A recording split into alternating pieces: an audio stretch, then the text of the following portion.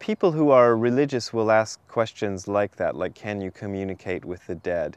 I had an interesting experience, which I wrote about in the book, because initially I would have said, no, you can't communicate with the dead. Only I've had some experiences which led me to doubt that. And the one that I wrote about in the book was the most recent sort of experience, where I was at Tassajara, which is a Zen monastery up in Northern California.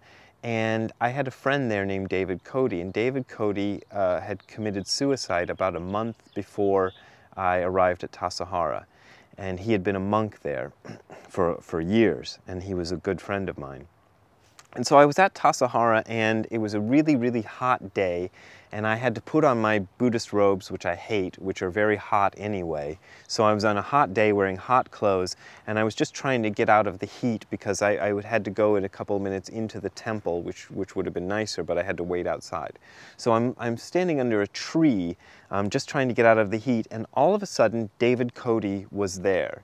My dead friend who'd committed suicide a month before was there.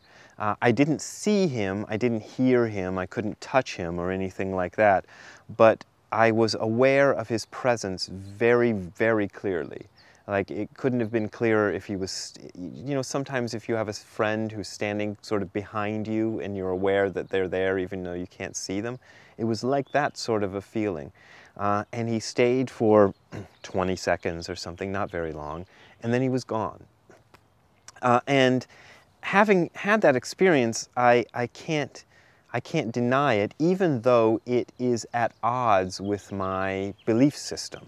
You know, I don't have any definite beliefs on what happens to us after we die. I think something happens to us after we die, and I don't want to go any further than that, because I think if you go any further than that, you're just speculating at random, and that's fun, but ultimately it's just fiction. You know, you might as well read ghost stories if you're gonna do that.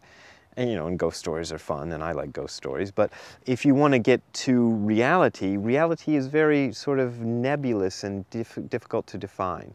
So I feel that yes, we can communicate with people who have died, but we don't do so directly. You can't send them an email or something. You can't just go, hey, David Cody, what are things like on the other side? Somehow there's a barrier toward that kind of communication, but you can have a presence. I don't think anything within the universe is ever created or destroyed in an ultimate fashion, and I think science bears this out.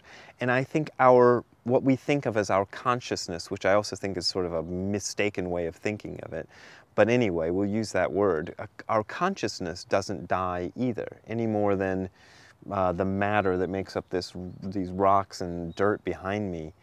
It never disappears. It's been here since the beginning of creation, and it will always be here, even though its form will change.